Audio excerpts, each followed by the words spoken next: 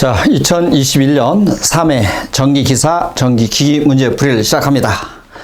자, 1번 문제는 극수, 주파수, 회전수. 자, 2차 기전력의 주파수를 물어보네요. 자, 2차 기전력의 주파수로는 F2-라고 한다면 여기 1차 주파수의 슬립을 곱해주는 거죠. 그래서 우리는 1차 주파수는 60Hz가 나와 있고 F1은 60이야. 문제는 슬립입니다. 자, 슬립은 이놈에 의해서 동기 속도를 구하면 4분의 120 곱하기 60, 1800이 됩니다. 자, 이놈과 이놈 사이에 슬립이 나오죠? 슬립은 NS는 1800, 1800에 마이너스 1725. 슬립이 0.417이 나와요. 0.417이 나오죠? 417. 0.0417입니다. 0417. 이게 좀 잘못됐네요. 0.0417이야. 0.0417. 0.0417. 여기다가 얼마를 곱해주면? 60을 곱해주면 바로 2차 기전력 주파수가 됩니다. 그래서 60 곱하기 0.0417을 곱해주면 2.5Hz야. 네. 이게 좀 수정 좀 해주셔야 합니다. 417이 아니고 0.0417이 됩니다. 답은 2.5Hz가 2차 기전력 주파수가 되겠다. 자, 2번에 변압기 내부 고장 검출을 위해서 사용하는 계정기가 아닌 건 뭐냐? 일단 우리 차동, 비율 차동, 그리고 부울지 계정기는 계속 앞에서 나온 거야, 이거. 차동이나 비율 차동이나 부울지 계정기나 이런 건 다 했던 내용입니다. 이거 외적으로 과전류 계정기, 이 과전류 계정기도 변압기 내부 고장을 검출하는 이런 변압기가 됩니다. 이거 외적으로 우리 충격, 압력 계정기, 이 압력 계정기도 변압기 내부 검출을 사용하는 거고, 다만 과전류 계정기는 내부 고장을 보호하는 계정기라면 과전압 계정기는 이런 계정기는 내부 고장 검출과는 상관이 없습니다. 답은 1번이 됩니다. 자, 3번 문제. 단상 반파 정류 회로에서 직류 전압이 200. 시력값은 얼마냐? 반파는 이거죠. 직류 전압은 파이분의 루트 2의 2에 전압강하 2 이렇게 되잖아. 네, 이렇게 됩니다. 그럼 이 값이 얼마냐면 0.45예요. 45. 해서 0.452가 되고 마이너스 2가 이렇게 돼요. 직류. 그러면 여기 이 값을 묻는 거야. 시료값. 시료치는 직류 플러스 전압강하 0.45로 나누면 시료값이 나와요. 0.45. 자, 직류 전압이 210에 전압강하가 15야. 이걸 계산하면 500V가 나오죠?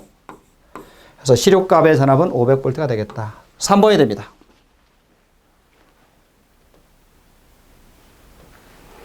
자, 14번. 동기 조상기의 구조상 특징 중 틀린 건 뭐냐? 동기 조상기야. 자, 고정자는 수차 발전기와 같다. 그 다음에 안전 운전용으로 제동 건선을 설치한다. 그리고 계좌 코일이나 자극은 대단히 크다. 이 세 가지는 다 맞는 내용의 동기 조상기입니다. 근데 전기자 축은 전동기의 축은 동력을 전달하는 관계로 비교적 이게 굵다가 아니고 짧답니다. 짧다. 비교적 짧다. 자, 다시 한번. 동기 조상기의 전동기 축은 동력을 전달하는 관계로 비교적 짧다. 이게 구조야, 구조. 4번이 됩니다. 자, 5번. 출력, 전압, 역률, 최대 출력은 얼마냐? 리액턴스가 나와 있어요. 우리 최대 출력을 구하는 식은 이거 아닙니까? 이거. 맥시멈 값은 동기 리액턴스 XS분의 기전력의 V야. 물론 사인의 몇 도일 때죠? 90도일 때 최대야. 그냥 최대니까 90도로 본 거야. 이건 1이니까요. 그럼 무엇과 무엇만 알면 되겠습니까? 이 값하고 이 값을 알면 되는데, 자, 여기서 단위법에 의해서 2를 구하면 앞에서 나온 거야. 루트 역률 코사인 세타의 제곱. 역률이 얼마입니까? 0.8의 제곱 더하기 이게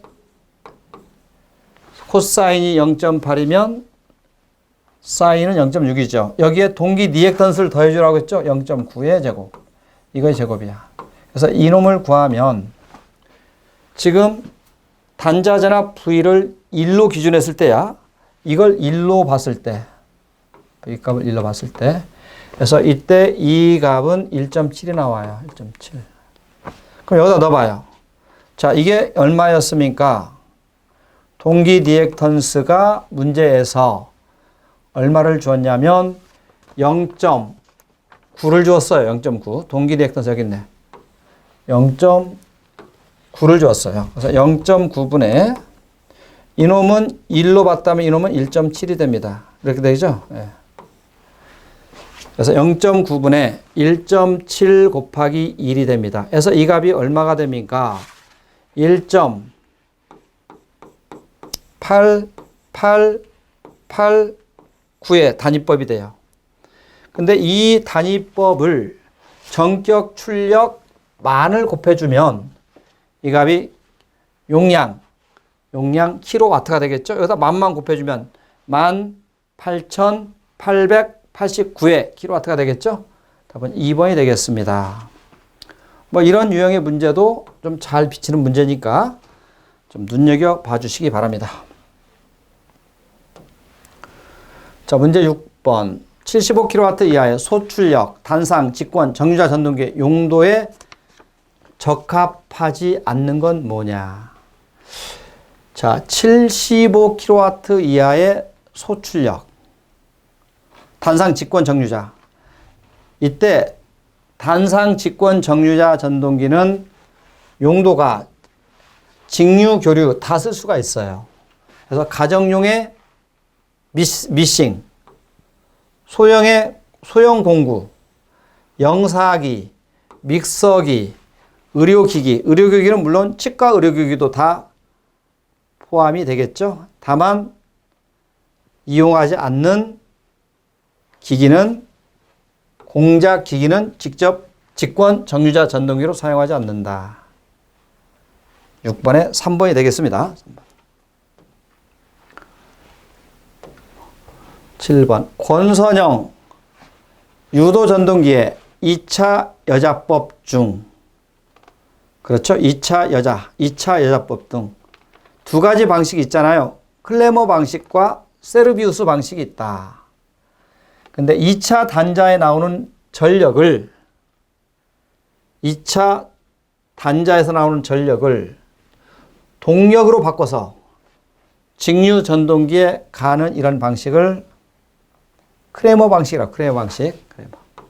답은 2번 크레머 방식이 되겠습니다.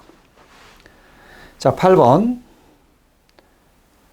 직류발전기의 특성 곡선에서 각 축에 해당하는 항목 중 잘못된 것은 뭐냐? 이거죠. 잘못된 건 뭐냐? 자, 먼저 1번의 외부 특성 곡선은 이건 맞네요. 우리 VI 곡선 또는 부하 전류와 전압에 관한 곡선이 됩니다.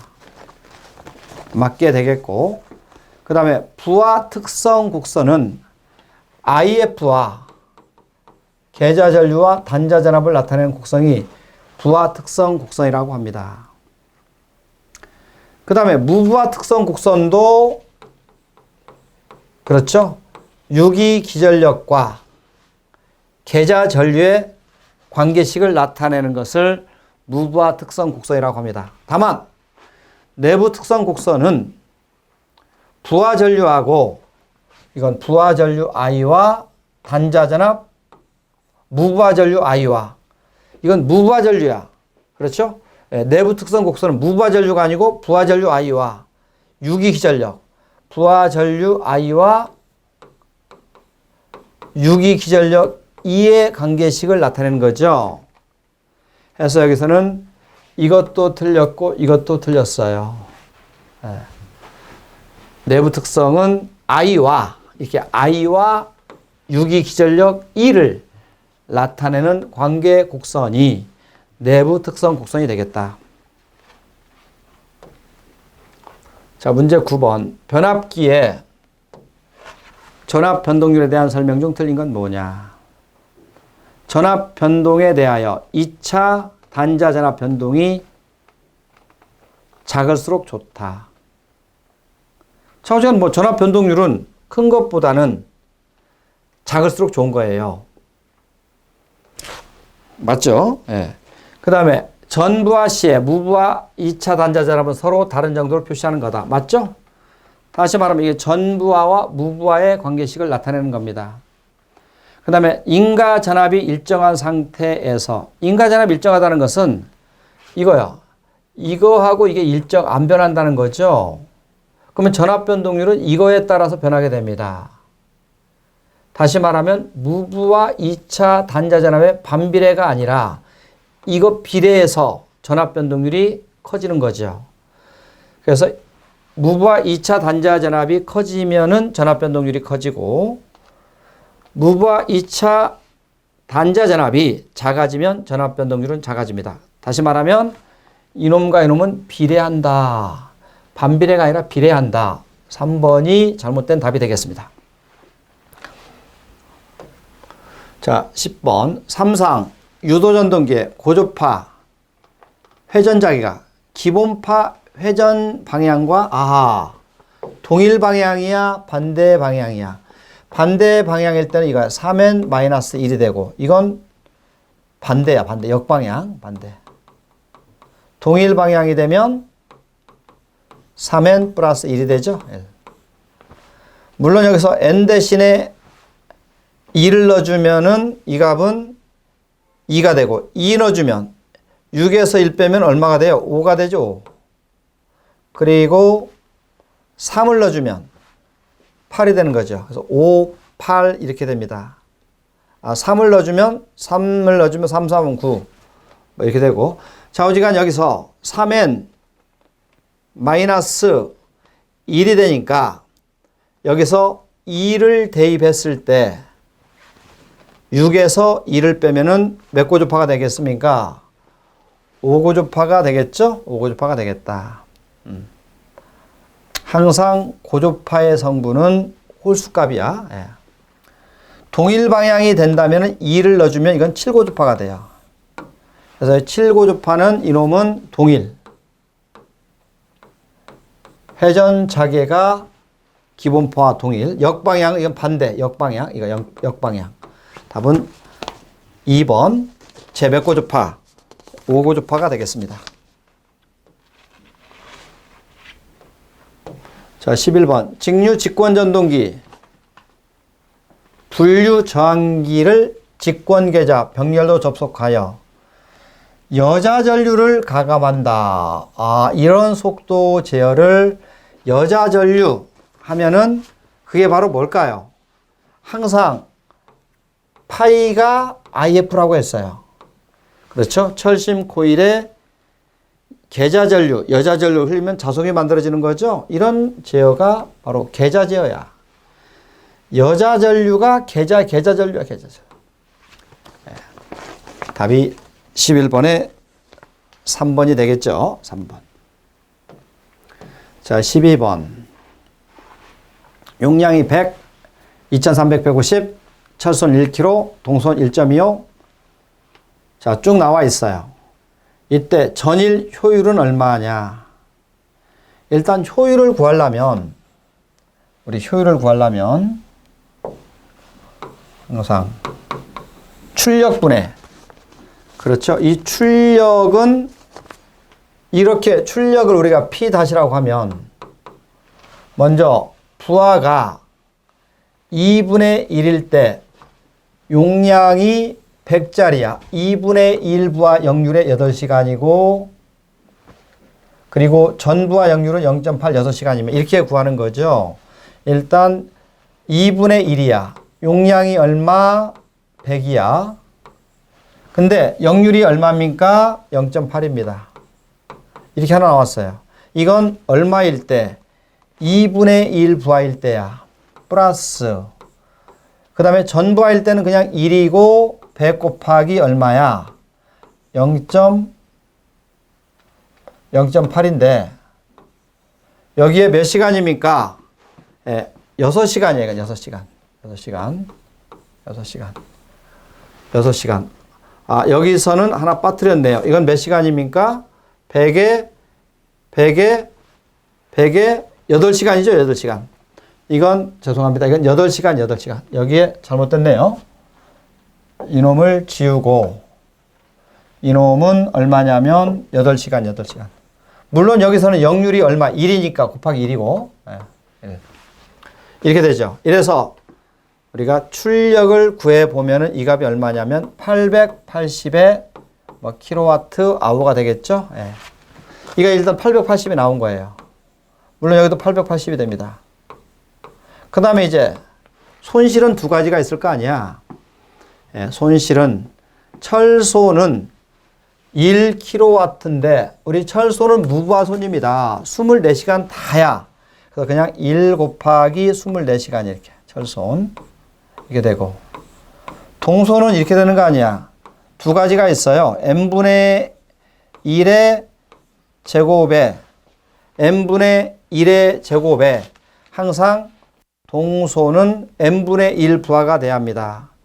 동소는 이거에다가 바로 해볼게요. 이거에다가 먼저 동소는 2분의 1 부하가 되면은 제곱에 얼마입니까? 1.25가 되고 몇 시간입니까? 8시간이고 또 하나가 있었죠. 전부하일 때는 역률이 1일 때는 전부하일 때는 어떻게 됐습니까? 1.25에 곱하기 몇 시간? 이것은 6시간이야. 이렇게 해서 동선을 구하는 거죠. 동선을 구하면 이 값이 10이 나와요. 그래서 동선은 10이 나옵니다. 그래서 이 값을 곱하기 100 하면은 바로 이 값이 나와. 그래서 전일 효율은 96.3%에서 4번이 되겠습니다. 뭐 나름대로 이 문제는 조금 생각을 해야 할 문제야. 자, 13번. 유도 전동기의 슬립을 측정하려고 한다. 슬립의 측정법이 아닌 건 뭐냐? 일단 여기 프로니 브레이크법은 토르크, 즉 소형 전동기의 토크, 이 토크를 측정하는 거야. 토크. 소형 전동기. 그 다음에 대형 전동기의 토르크는 전기 동력계법을 써요. 하지만 수화기법, 직류 미리볼트계법, 그 다음에 스트로보스코법, 이 세 가지는 다 슬립을 측정하는 방법이 됩니다. 그래서 답은 4번만 소형 전동기의 토르크 측정하는 게 프로니 브레이크법이 된다. 4번이 되겠습니다. 자, 그 다음에 16번 보세요. 동기 전동기로 직결로 연결된 기동용 유도 전동기는 항상 극수를 구한 값에 빼기 2를 해야 유도 전동기가 됩니다. 유도 전동기의 극수가 됩니다. 그래서 동기 전동기의 극수 P는 서로 바꿔줘요. NS는 P분의 120F니까 이렇게 해줍니다. 그래서 NS가 얼마야? N값이 600입니까? 주파수가 얼마야? 60Hz입니까? 12극이 나오죠? 그러면 답은 유도 전동기의 극수는 여기에서 몇 극을 빼줘야? 2극을 빼줘야 기동용 유도 전동기의 극수가 됩니다. 몇 극? 10극. 3번. 3번이 되겠다. 자, 이제 15번. 한 상의 유기전력 6000, 회전수 900에서 1800, 유도 기전력은 몇 볼트가 되느냐? 이거죠? 뭐, 이건 했잖아요. 기전력은 뭐, K 파이 N이다. 물론 K는 상수야. 그래서 기전력과 회전수는 무슨 관계? 비례의 관계가 됩니다. 그러면 이때 기전력은 처음에 6000이었는데 비례하니까 얼마에서 얼마로? 회전수가 900에서 얼마로? 900에서 1800으로 2배 증가했네요.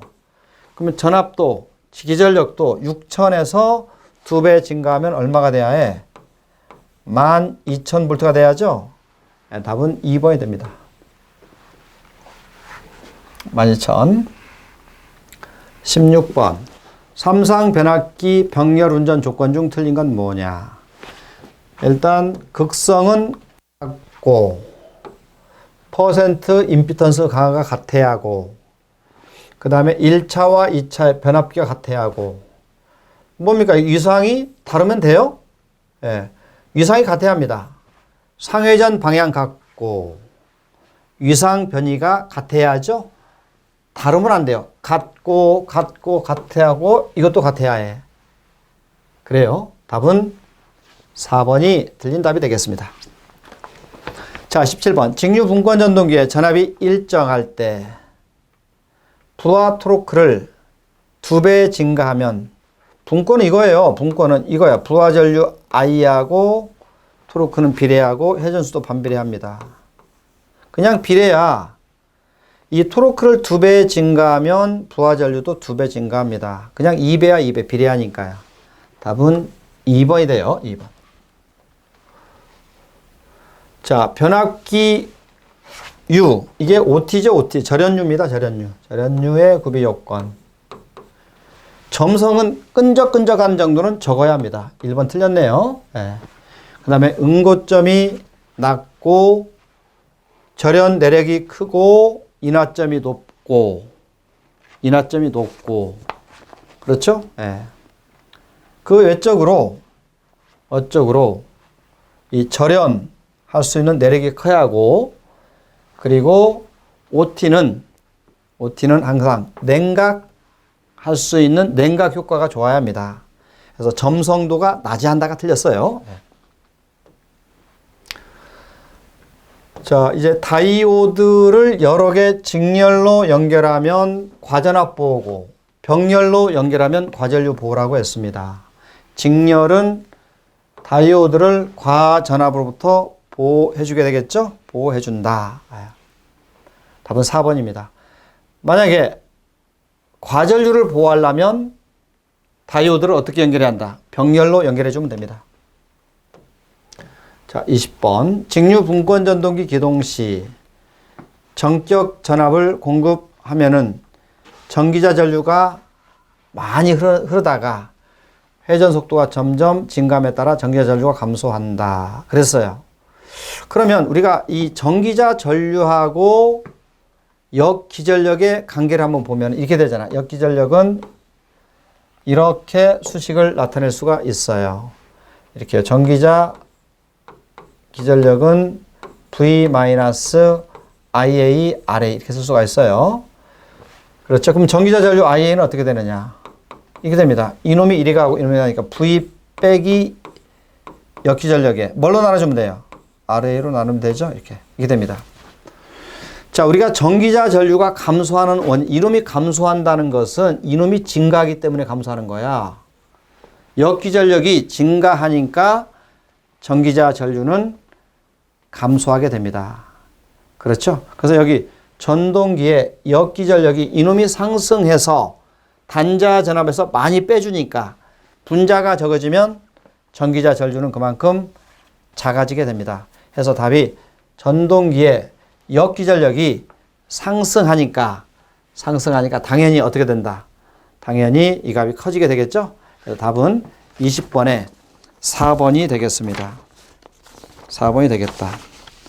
역기전력의 상승이 답이 돼요. 자, 이렇게 해서 2021년 3회 전기기사 문제풀이를 다 마치겠습니다. 수고했습니다.